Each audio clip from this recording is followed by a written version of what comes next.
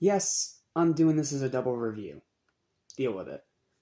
What's up? What's happening? What's going on? Welcome back to the animation station. I was just your fan and everything animation, including a crime-solving canines, group of meddling kids, and we got quite the crime-solving caped conundrum.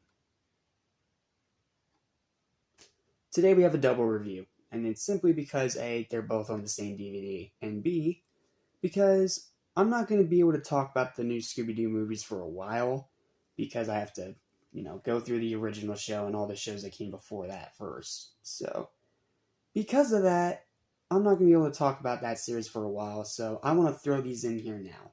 And like I said, they're on the same DVD, so let's talk about these two.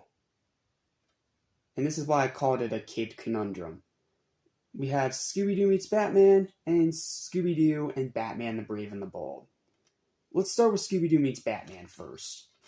This is a DVD, or VHS tape, that consists of two special 1-hour episodes of the new Scooby-Doo movies, which I briefly talked about in other reviews. And both these episodes star Batman and Robin. But they're like the 60s version of them, so they're campy, they're goofy, and they actually fit the Mystery Gang very well. And both of these also star Joker and Penguin as villains. However, one of them, they are not the main villain, which is actually pretty interesting. So, let me read the back of this for you to give you a little bit of context. Protecting the innocent, thwarting injustice, and stuffing themselves with Scooby snacks, that's right, the most legendary names in crime-fighting history join forces as Scooby-Doo and the Mystery Inc. gang team up with Batman and Robin. The action begins as the Joker and the Penguin try to cash in on a crooked counterfeiting scheme, only to be foiled by the crime-fighting trio Batman, Robin, and Scooby-Doo. I don't know why I said Robbie, I'm stupid. But yeah, that's the first one, where they end up finding these blow-up punch clowns that actually have counterfeits stuffed in them. So now they have to go through this, and then they end up running into Joker and Penguin during that one, but find out that they're not the real villains. I'm not going to say anything more about it because I don't want to spoil the twist at the end because it's actually pretty funny. So, yeah, there's that one. But the Joker and the Penguin in the next episode return to try and steal a flying suit until Scooby-Doo and the gang prove that with a little help they have what it takes to bring the sky-high scoundrels back to Earth. Yeah, the descriptions are pretty cheesy, I know, but yeah. They're both pretty enjoyable, silly, goofy little Scooby-Doo adventures that happen to feature Batman, Robin, Joker, and Penguin. And I think both of these are actually really more than well than worth your time. If I had to give them individual ratings, I would give see if I can remember which one's which here. I believe Dynamic Scooby-Doo Affair is the first one, so we'll go with that one first.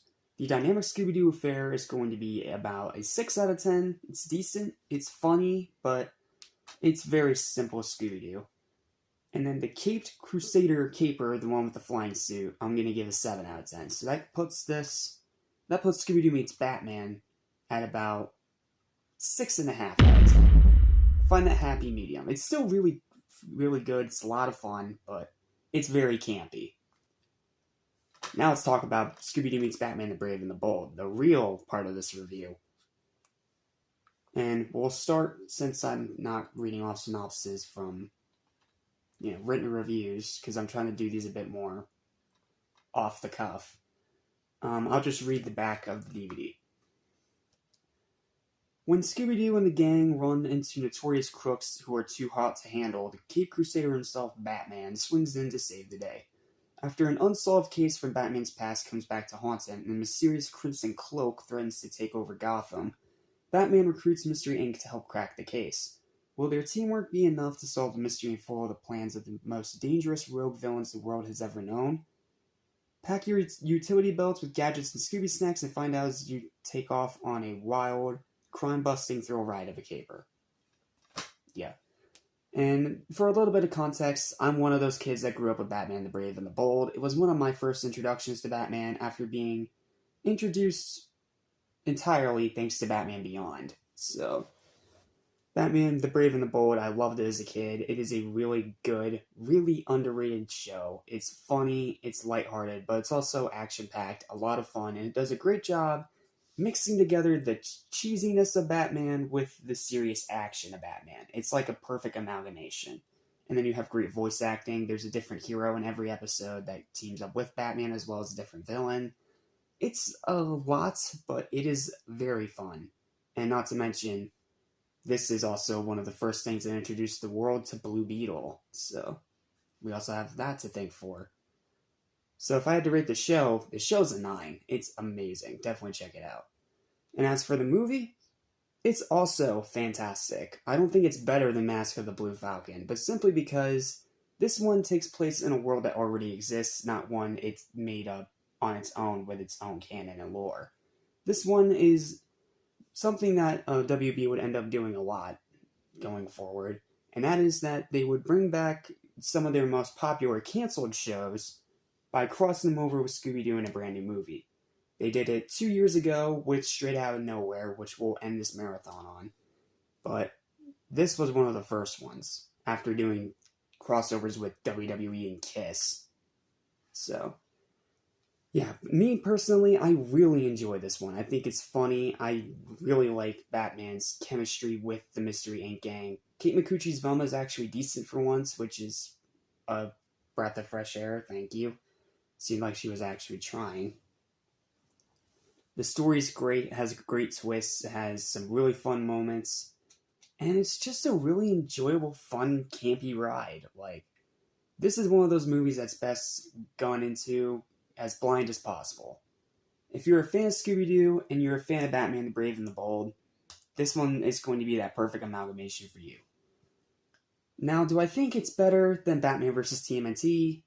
Oh, absolutely not. That one is definitely better than this one because it had less restrictions and was able to do more crazy, wild, dark adult stuff. You want more about that? Go watch that review. But this is still a really enjoyable, very fun, and entertaining ride that I think you guys will more than enjoy. So, with that, I'm going to give Scooby-Doo Meets Batman the Brave and the Bold a final verdict of a strong 8 out of 10. I want to give it a 9, but I feel like that would be a little overpraising because this is definitely one of those times it was meant to be a cash grab, and it just kind of ended up working out in the end anyway. Still very entertaining, still a lot of fun. If you're a fan of both shows, definitely check it out. And if you're a fan of Batman in general, check it out anyway. Well, that's it. Thank you guys so much for watching. Please don't forget to like, share, and subscribe. Yes, I know it's a double review, but I rushed through it, and I'm sorry. But I have a lot to do. I still need to record another video and edit all 3 of these on top of that. So, cut me a break, please. So, yeah, that's going to do it for this review. Thank you guys so much for watching. And I will see you in the next review. Take care, guys.